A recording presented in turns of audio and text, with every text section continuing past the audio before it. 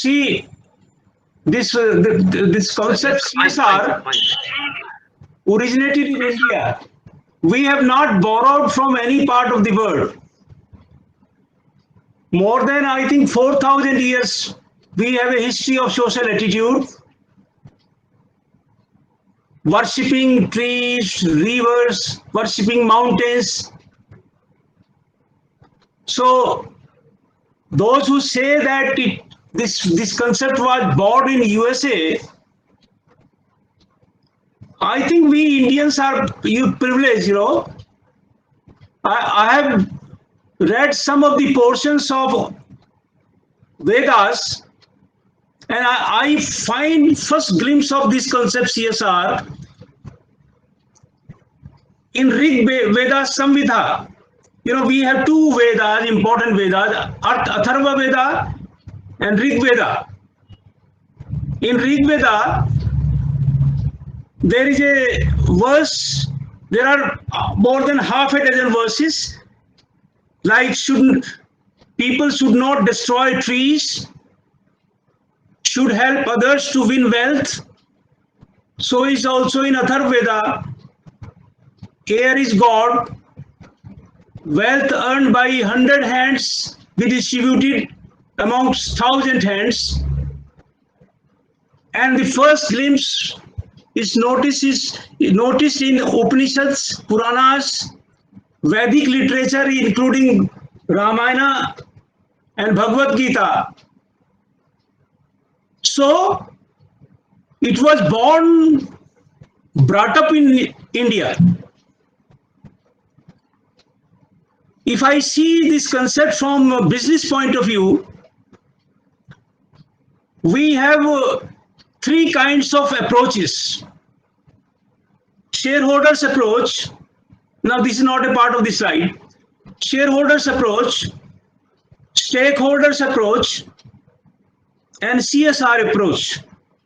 Shareholders approach, it is business of businesses to do business. That quote given by Nobel laureate Milton Friedman in 1976. Business of business is to do business. That is profit, profit, profit, nothing else. And his plea was, spending on CSR, public welfare, is nothing but waste. It is unproductive. And the primary main aim of the board should be to satisfy the shareholders. Now there were few multinationals based in USA. It was the period between 60 and 70. They coined a term over and above the term shareholder. They coined a term stakeholders. And in the list of stakeholders, in addition to shareholder, they included customers, suppliers, government departments, and many others. And at the end, public at large. And that is how this concept became prominent in developed part of the world side. It was 60 to 70. Now people consider this spending on CSR an expense, but a time will come when this spending would be considered as an investment. There is another angle that I will not go into. Let me just clear the doubts, because I see in the participants large number of people who have interest in CSR and corporate governance. They are researchers. So let me just clear the concept as such also. See, it is an overlapping concept. Is it philanthropy or charity? Is it duty towards public at large, society? Or it is the duty towards environment? Or is it any of these or all of these? I think it includes everything, all. Though there is a difference between philanthropy and CSR. Philanthropy is this. Can you see this slide, please? Philanthropy is this. That is the money spent by individuals from their own pocket. There is no legal compulsion. Like Bill Gates doing CSR, Warren Buffett spending 8 billion, Bill Gates is spending 28 billion, George Soros 8 billion. In India, the biggest philanthropist is Adim Premji spending 7.6 billion on philanthropy. So philanthropy is charity or donation. But CSR is the duty of the corporate company. Philanthropy is mainly done by the individuals. CSR is the spending by the corporates, companies, responsibility of the company or corporates. In India, there are individuals like Adim Premji spending in 2019 27,514 crores on CSR, followed by Nandan Nilekani and family, Narayan Murthy, Shiv Nadar, and others. And if I compare the philanthropy with the spending on CSR, see in the table, just you have a look. Domestic corporation spending in 2018 12,000 crores. Domestic individual philanthropists like Adim Premji and others spending, just look at the amount, 43,000 crores. So in 17-18, around 70,000 was spent on CSR. See, there is another angle to it. Manufacturing is considered as very, very important because it gives products, it gives employment, and it gives revenue to the government. But it has certain side effects and ill effects too, because it creates pollution, damages environment, and so those propagating this concept CSR, their plea is those companies which are polluting or damaging environment, why should not they pay? And in that, respect, we Indians are very privileged because we are very privileged. If I compare India with other parts of the world, there are only three more countries, very small countries, France, Indonesia, and Mauritius. Those countries, they have this concept in their statute law. And India introduced this concept in Companies Act in 2013. And as per the law,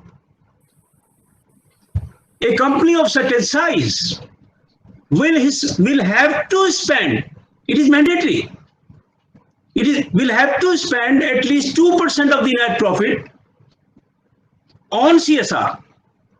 A company having a net worth of 500 crore or more, that is 5 billion Indian rupees, turnover of 1,000 crore or more, net profit of 5 crore or more. Now, 5 crore is not a big amount. And to an estimate, around 20,000 companies are covered by this concept. And to an estimate, every year, around 30,000 crores should be spent on public welfare CSR. Now, in the code, how this amount will be spent. There are 10 major areas which have been defined under Section 134. The companies can spend this amount on eradication of hunger, poverty, healthcare, providing healthcare and sanitation, promoting education, providing homes and hostels for women and orphans, gender equality, old age homes, environment sustainability, protecting national heritage, benefits of armed forces and others. And last is the rural development projects. But the figure shows, if you have a look at this slide, in 2016-17, under section 134, most of the amount corporate spend, out of the total amount spent, total is 9,034 crores in 16-17. Maximum was spent on education and vocational skills, followed by hunger, poverty, healthcare.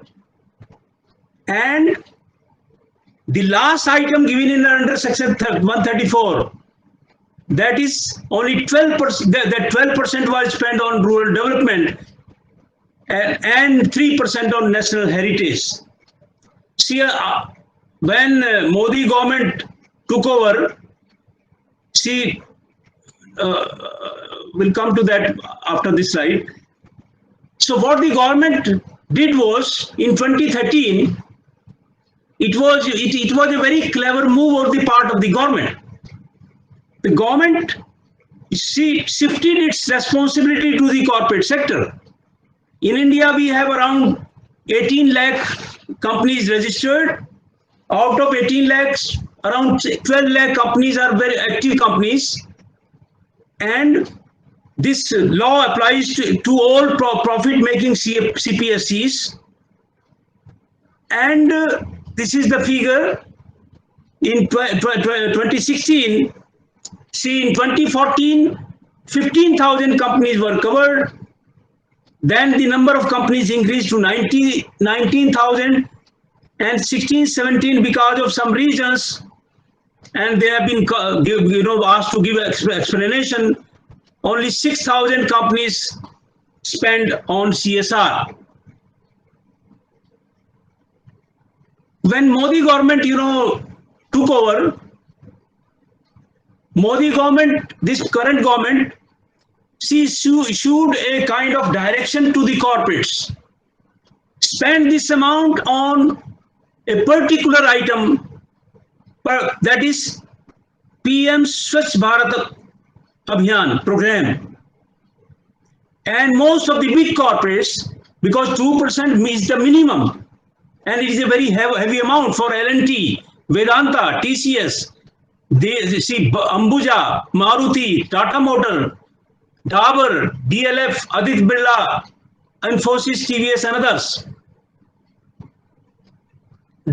All these corporates, most of their amount was spent on government's Swachh Bharat Abhiyan program. Then again a direction was issued to the present government. Spend this amount on towards Sardar Patel statue, that is Statue of Unity, which was installed in Gujarat. And all PSUs, most of the big PSUs, they were issued directions. Contribute around 3,000 crores towards that statue. Now there was a controversy, and the former RBI Governor Raghuram Rajan, see, it was published in December 2019 in India Today. In his observation plea was, instead of building statute, India should build modern schools and universities. That is the controversy still going on. Another direction was issued by a very big state, Uttar Pradesh, by the Chief Minister to the corporates. Spend that 2% amount on developing new Ayodhya, that amount 350 crores, ropeway project in Allahabad costing 75 crores, developing Parikrama route in Govardhan, 200 crores. Development of Gorakhpur Temple campus, 45 crores. And developing Parikrama in Varanasi, spending 100 crores. Another direction was issued to the corporate sectors to maintain monuments. And there are 93 monuments selected by the government. And Dalmia Bharat Limited adopted Red Fort for maintenance. NBCC maintaining Purana Kila. SBI Foundation maintaining Jantar Mantar. Yatra.com maintaining Qutub Minar. Travel Corporation of India maintaining Safdarjung Tomb. And there are many others such monuments. Now coming to CSR during this epidemic, COVID-19. Just have a look at this slide.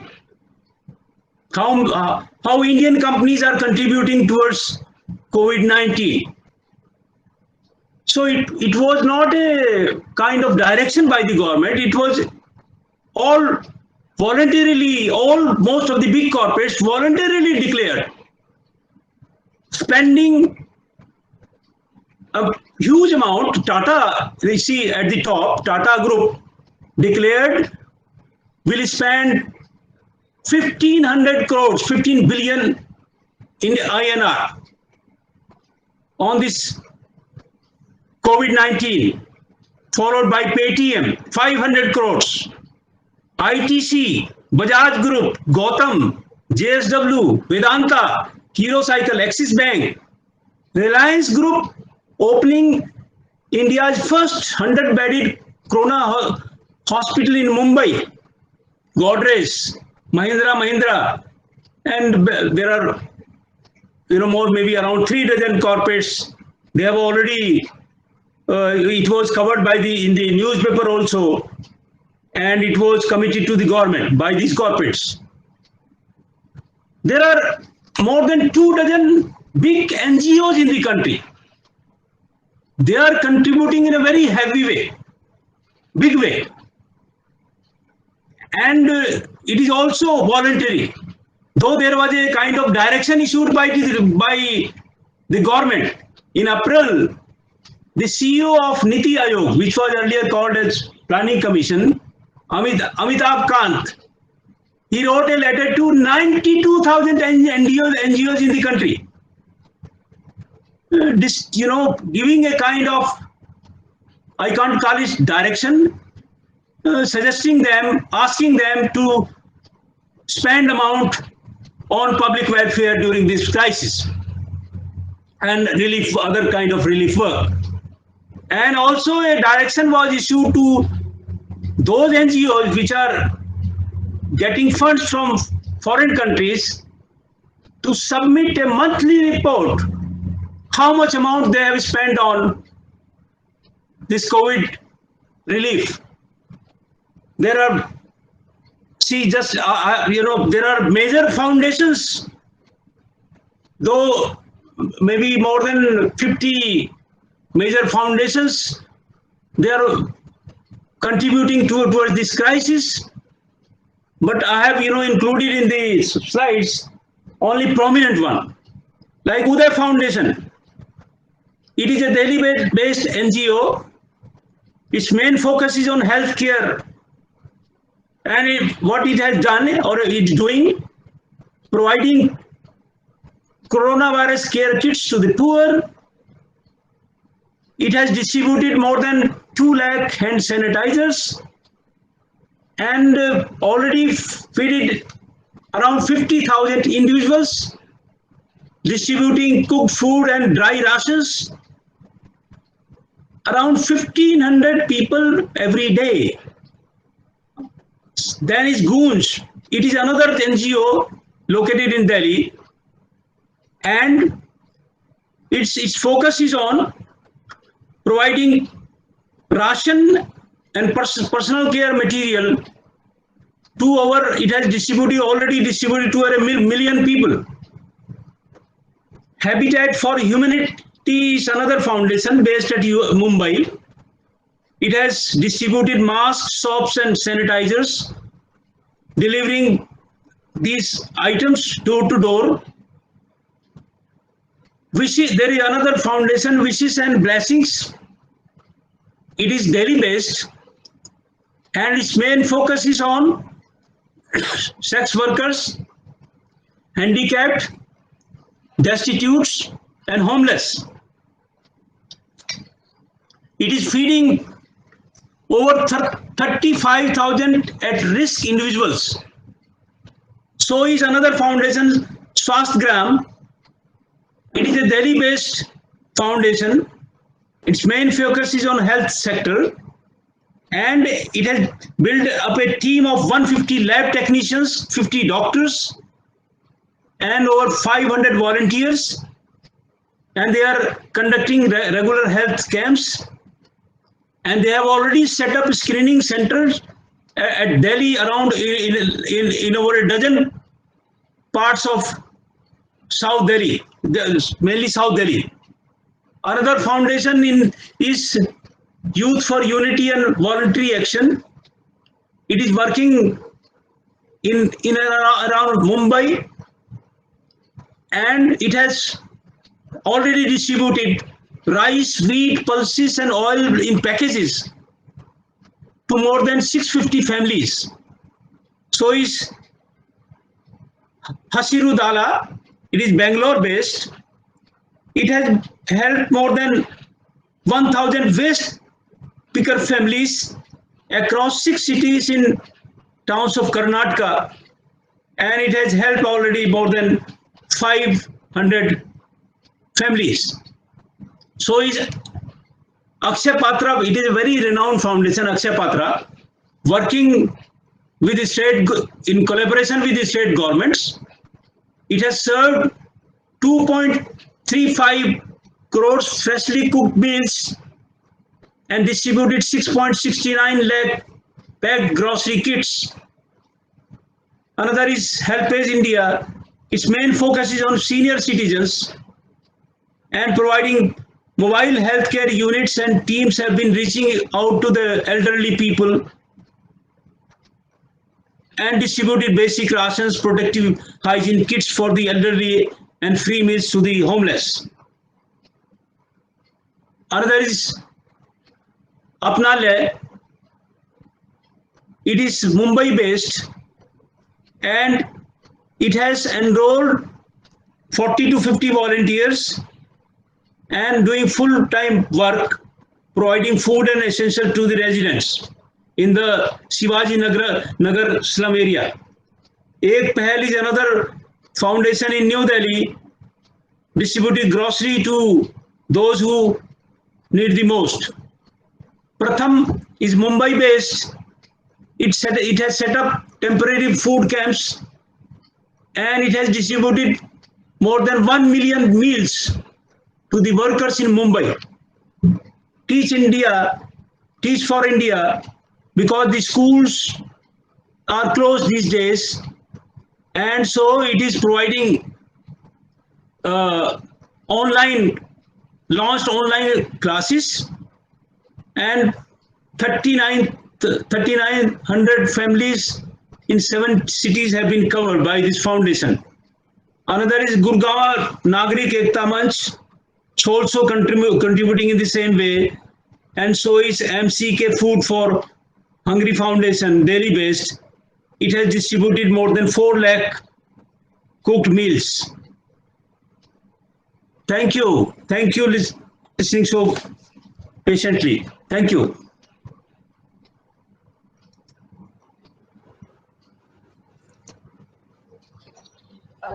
Thank you, Professor Jaiprakash Sharma. So apparently, we can conclude today that CSR shall be seen as a useful tool to address the problem of COVID-19. The scale of destruction and damage is such that no single stakeholder can mitigate the impact. Already, as per data, as shared by Professor J.P. Sharma, Indian philanthropists have shown the way by redirecting their funds towards tackling the problems of a giant economy like this. This has led to sharing of the responsibility as equal partners. The model may be emulated across different continents. It was indeed a discussion in right thinking for the corporate world and the states, and is showing the way ahead. We hope the inputs generated from this webinar are shared and deliberated on the appropriate forum for the relevant stakeholders to help them navigate through turbulent water. Now, before we open up for the question and answer session, I would like to extend my vote of thanks to the speakers for providing us food for thought and also leading the way by showing us a model which can become the truth of the future.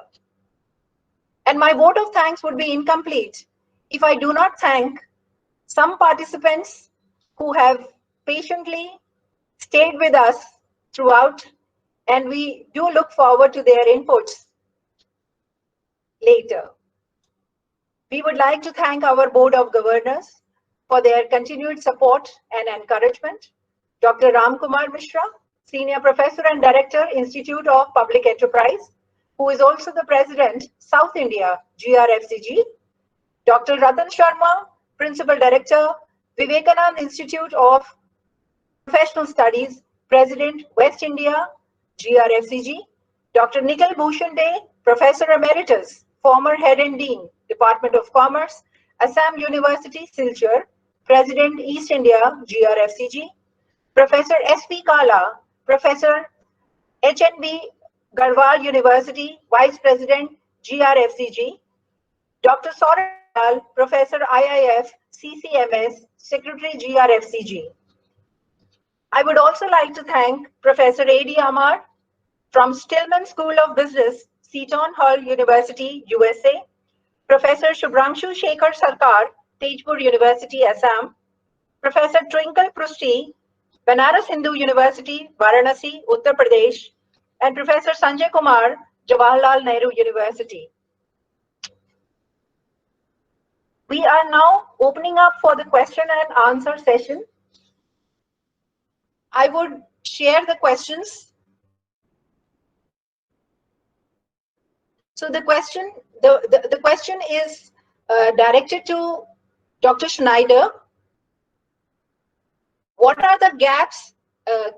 Can you hear me, Dr. Schneider? Yeah, I can hear you well. So the first question is, what are the gaps that can be filled by CSR as state's capacity is set to decrease? This is by Dr. Deepthi from Motilal Nehru College, Delhi University. Yes, so that's a very good question indeed. I mean, again, partly I think the answer will only just emerge. Obviously, in terms of CSR, I think one thing we have seen in many parts of the UK over the past decade or so is the increasing number of food banks, for instance, that are needed to provide the poorer strata of the population with food. This, in my view, is something that typically, local companies could invest CSR spending in to very directly help alleviate the pressure on these populations in areas where the state does not want or cannot any longer become active. And there's sort of a tension here in terms of, when we talk about CSR, obviously, we need to be very clear what CSR spending is, and Professor Sharma has given really interesting examples of that. But the sort of type of provision of public services that oftentimes in the UK is talked about is not part of CSR, such as having private providers in the NHS. That's precisely sort of the opposite of CSR, because it's not done as corporate social responsibility, but as a for-profit type of activity.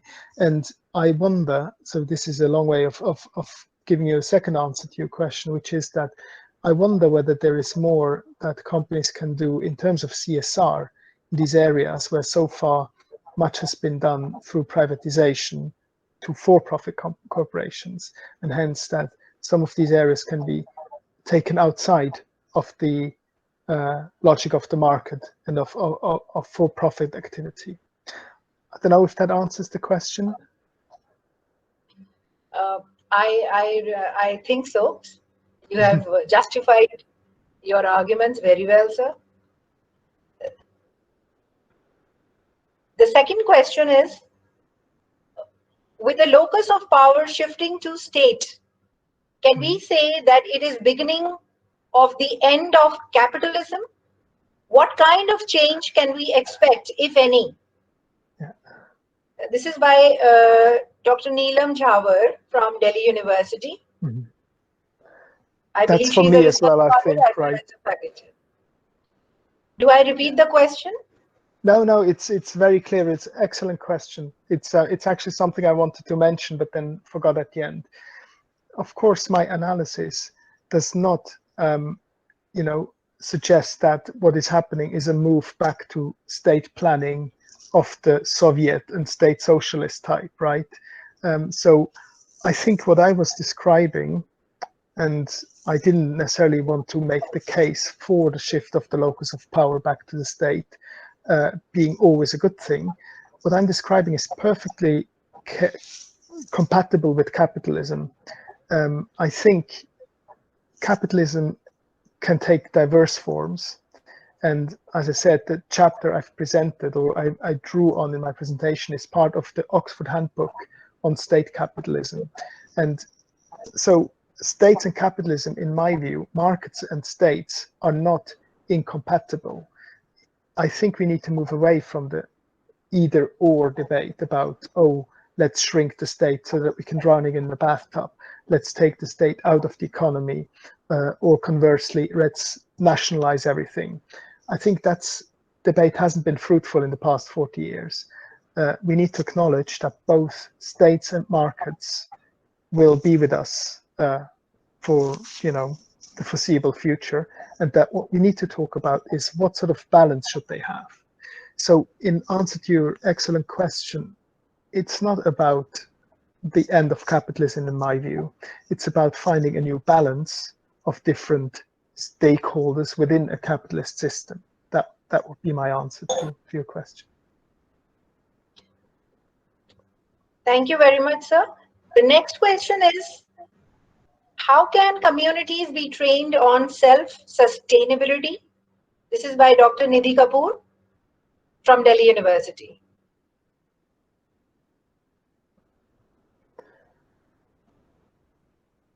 Is this for me or for Professor Sharma, you think? Or either? Dr. Nidhi, who is this question addressed to? I have received it, but No, this question is by Deepti Sehrawat. Okay. Mm-hmm. So, I mean, any of the speakers can answer this question. Yeah, could you repeat the question, please? So the question is, how can communities be trained on self-sustainability? Mm. See, in India, I don't have much information about this, outside India, especially developed part. In India, out of the total contribution to social welfare, most of the spending is by community. If you compare contribution of corporates and individuals, I have shown you this one slide also. If you compare the contribution to social welfare by individuals, like a single person in India is spending in 1 year 27,000 crores on public welfare, Adim Premji. And if you combine the total contribution of individuals, it exceeds 40,000 crores in 1 year. So, in India, individuals or NGOs, they are playing a major role in this sector. I've shown you number of slides, the contribution of NGOs. So very briefly, my answer is, I don't know what the person wanted or expecting from the speakers, but my observation is like this. I think that's fair enough, sir. Can I perhaps add to this? Dr. Schneider, you want to add to that? Yeah, just a few sentences. I think it's indeed exactly what Professor Sharma said about the role of NGOs, for instance, right? Again, that's another element of what I'm expecting, at least from the UK perspective, once again, a shrinking state, a state with less financial power after the crisis, will have to rely more on private sector, including NGOs, not just for-profit, to provide this sort of training of communities. But the sort of positive thing seems to be that there is an increasing acknowledgement, Boris Johnson's realization that there is a society sort of makes me hopeful that, indeed communities can play a role to create sort of a more sustainable society, as it were. And in that respect, I do think, NGOs in collaboration with communities, local communities, may be an important element of the response to the crisis once it's over. Thank you. I think there is time for just about 2 more questions. We will not be taking any more questions because the session has run too long. So this second last question. This pandemic has affected the turnover and hence the profits of the company, because of which many companies can move out of the mandate of CSR spending. Can change in law be one of the ways to keep the CSR spending in place? This is by Dr. Shikha Sachdeva from Department of Commerce, University of Delhi. So a lot of dilemma in the minds of the faculty as well, Mm-hmm. So we want an address. Probably if you could throw some light on how the companies would navigate this dilemma.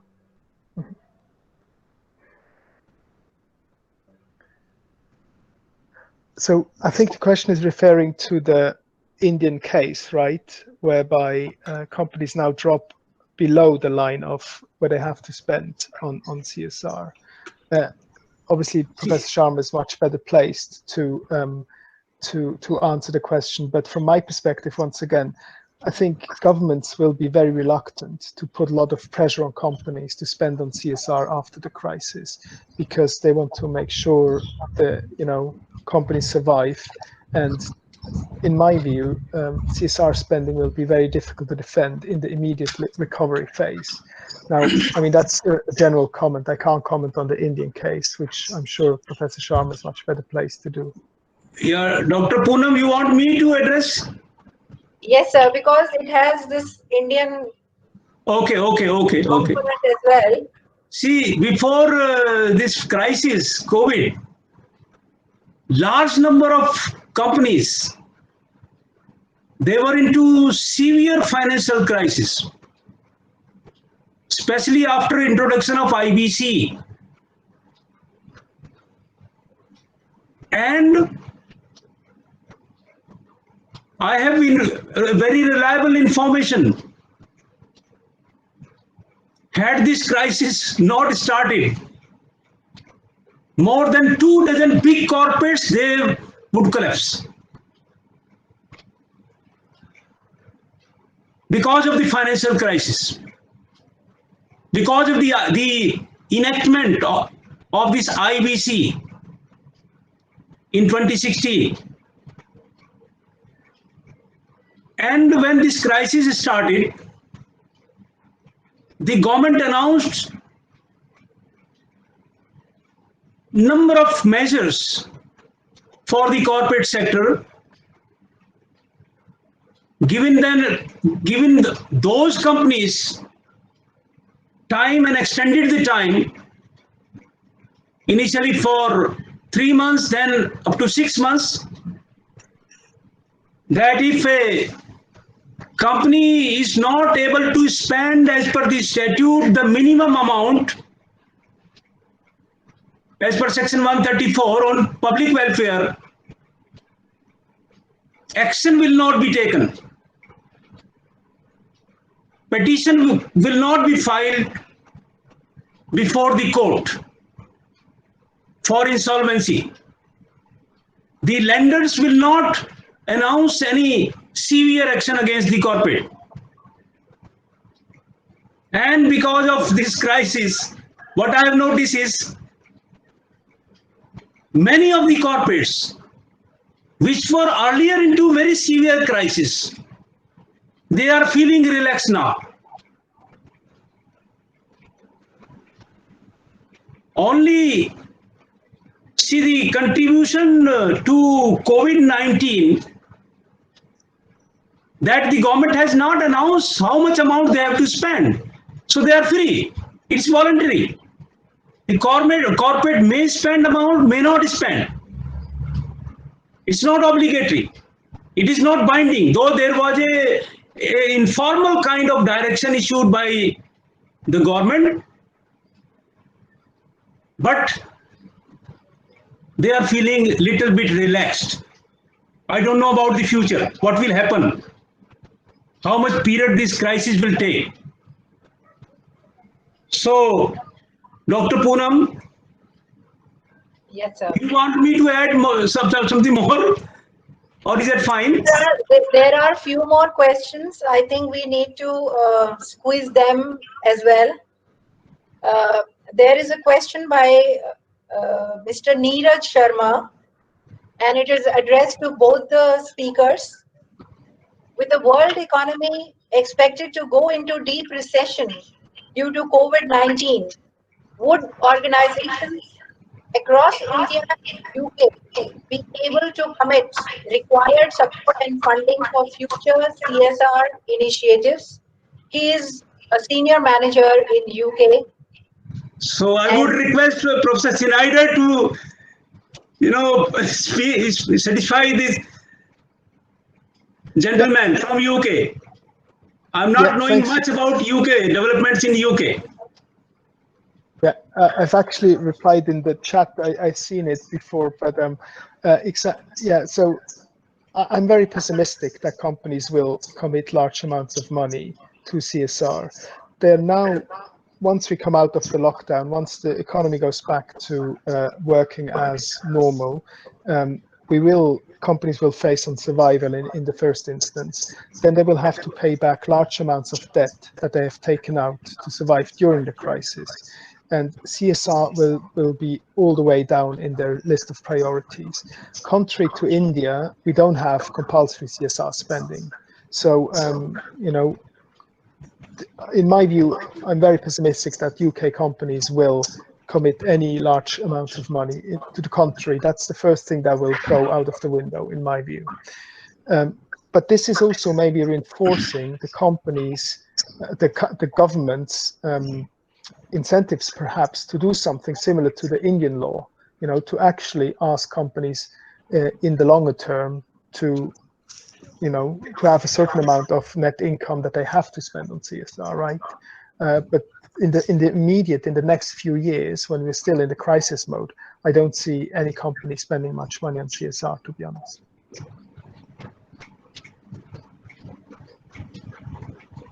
Okay. So there is one more question. I'm sorry, you may be a little tired, Dr. Schneider and Professor J.P. Sharma, but there are queries which are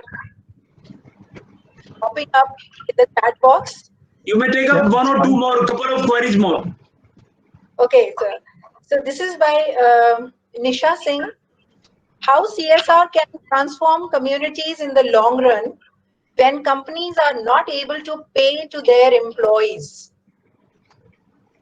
Which apparently is very, very prominent question and an interesting one, because if you don't have the funds, how do you do CSR activities? Mm-hmm. Yeah. So, I mean, to maybe give you a provocative answer, I mean, it's a very good question. It's also a complex one, isn't it? But what I would say, I mean, there's some people who say, CSR scholars, who argue that the first thing companies can do to be socially responsible is pay their taxes. And I think there's a lot of leeway amongst UK companies to, to restructure the tax, the approaches to tax, to repatriate some of their, affiliate company from the Cayman Islands and so forth. So, in spite of what I just said about survival and so forth, if companies started to pay the taxes like most people do in this country, that would help a lot, for instance, and would, solve a lot of the problems that we currently are facing. It's not directly CSR, but I can't quite remember who the quote is from, but somebody did say the best way of doing CSR is pay your taxes. Yeah, Dr. Poonam. Thank you. So, sir, one more question. Yeah, can I add from Indian perspective? Please. I'm so sorry, sir. Please add. See, as per Indian regulations, this spending on CSR is not a cess. It is not a tax. It is one of the expenses, which is obligatory. And when this code was introduced in the country, initially there was a hue and cry. See, total in the industry combined, but it was a kind of miracle happen in India, and it can happen only in India. Whenever the government and opposition on any issue, if they combine, it is a miracle. And that is how this concept was introduced in the law statute. There was a tussle between the government and the industry. Non-complying, whether a penalty be introduced, fine be introduced or not. Initially, India adopted comply and explain UK model. But there was when the Modi government came into power, see, this government introduced not only penalty, but imprisonment, jail. So if a company fails to spend minimum 2%, and it is huge amount, in the case of Vedanta or Tata Group, it is a huge amount, 2%. If a company fails to spend 2% of the net profit on CSR activities, any of those activities, the directors responsible can be sent to jail, imprisonment, up to 3 years. Though this provision has been kept into abeyance for the time being. So, in the change, during this crisis, government has not announced any measure, any reform, any relaxation. So, if the government has not announced any relaxation, and if the company fails in this year to spend minimum 2% on CSR activities, as per the law, the directors can be sent even to imprisonment, jail. So I don't know about what will happen. Government has not taken any stand. Yeah, please. That's an interesting observation and commentary, sir. I hope it addresses a lot of other questions which we cannot include in today's session. But the last one, as I said, I need to accommodate from Sudeep Chakrabarti. Should the government give some relaxation in CSR spending in the current session, since many companies are contributing voluntarily? So I've already answered that. Yeah, in a way, yes, you have already answered that question. So the government has not yet announced, but you know, the government is under pressure. Government is under pressure. The industry is pressurizing. All associations of the industry, different, you know, they are creating pressure on the government. Exempt all corporates from this CSR law for the time being, for this year. So I don't know what the government will announce. So of course, we can always close the session on a very optimistic note.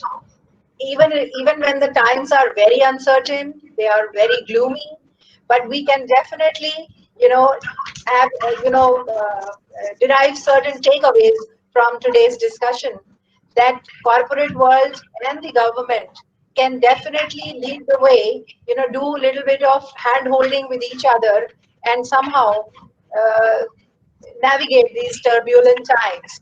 That is, on this optimistic note, I would like to say goodbye to all the participants, and a big thank you to the speakers of the day who have shared their wisdom with us. It was definitely a very, very informative session. A big thank you and a big namaste to everyone from India. Thank you so much, Dr. Poonam. Yeah, thank you, Professor Snyder, and thank you, Professor Amar from USA. You know, the time in USA is, I think, maybe early morning. USA, I think it is maybe 5 or 5 a.m. It's pretty early there. Yeah. Professor Amar, you are not audible. You have to unmute yourself.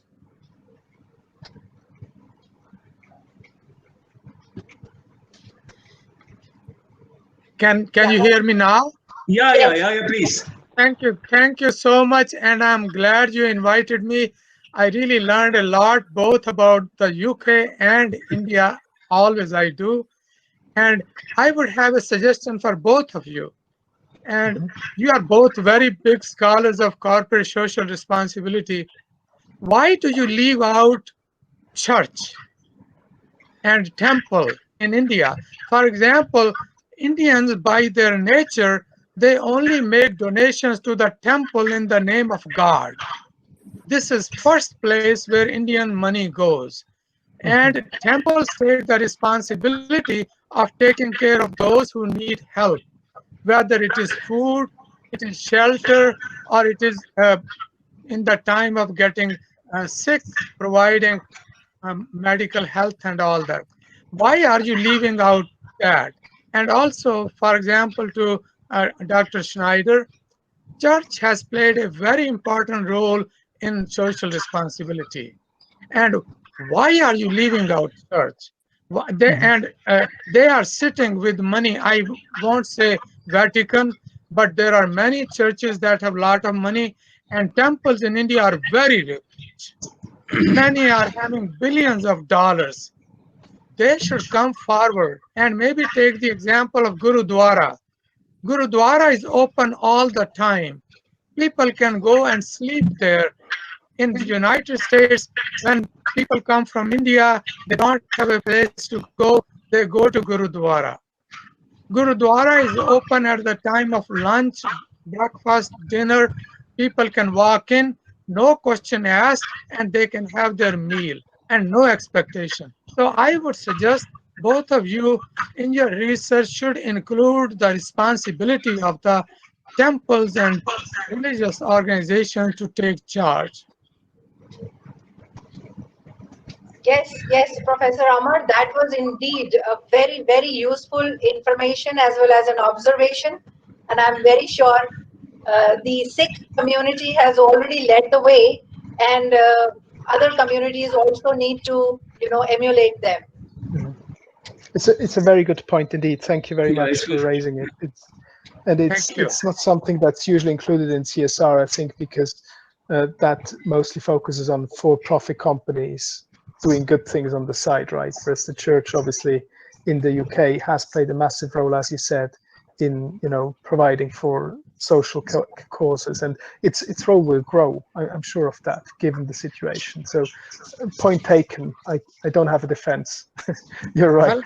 Well, next time in your research, include this. Yeah, that's quite interesting. Thank you. Thank Thank you very you. much. Thank you I so would still much. request Professor Jayaprakash Sharma, who is also the chairman of our foundation, to extend the final word of thanks to all the people who are present here.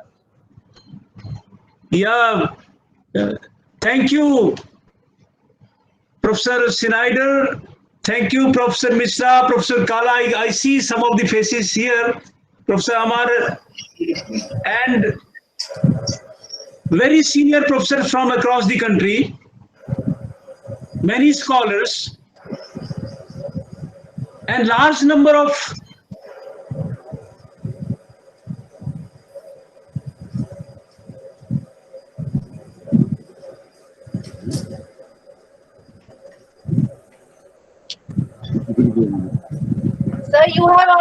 Sir, you have to unmute yourself.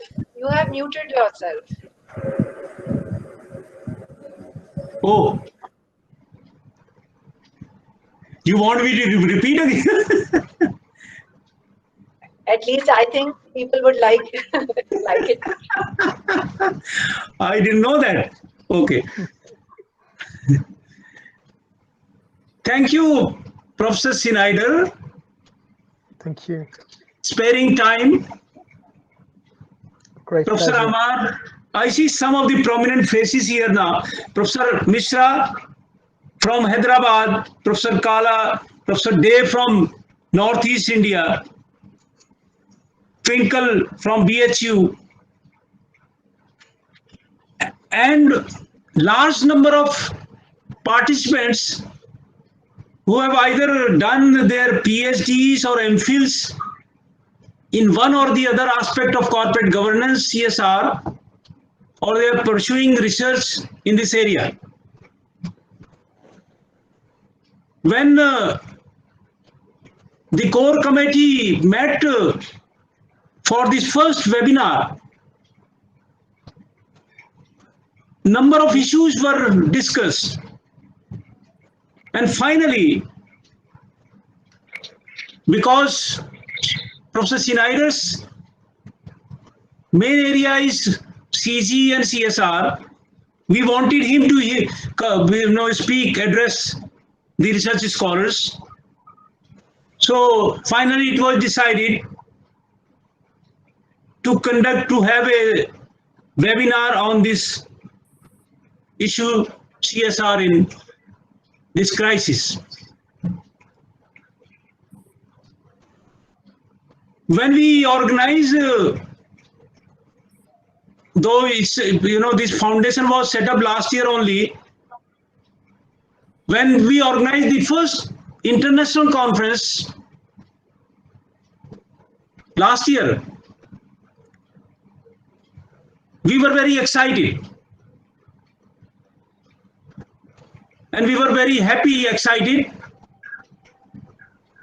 that very frequently we will be organizing such big events. And we were planning our second conference in January 2020. But in January, February, you are aware, this problem started. And we postponed that conference for the coming December. So this is the first webinar in the series of webinars we would be organizing. So thank you everyone, sparing, I think more than 125 I have noted here participants. I do not have the exact figure. They spared time for this event. Thank you everyone sparing your valuable time. Thank you. Dr. Thank you, Sharma, Professor. see, I read somewhere in a Sanskrit shloka, when one light goes on, so many people get lighted. And this reminds me of you and your effort. You were one lamp that went on and threw light at so many people. Thank you so much. Thank you, Professor Amar. Thank you, Professor Schneider. Thank you. Thank you, Mr. Thank Hari. you. Great Thank you, pleasure sir. to see you, even remotely. Okay, Bye Neeraj from now. UK. Thank you. Bye. Thank you.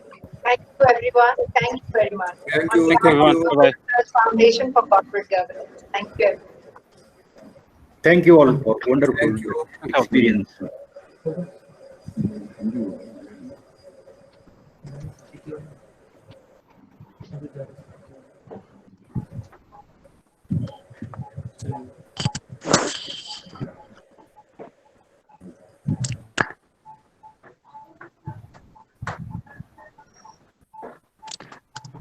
Thank you, speakers.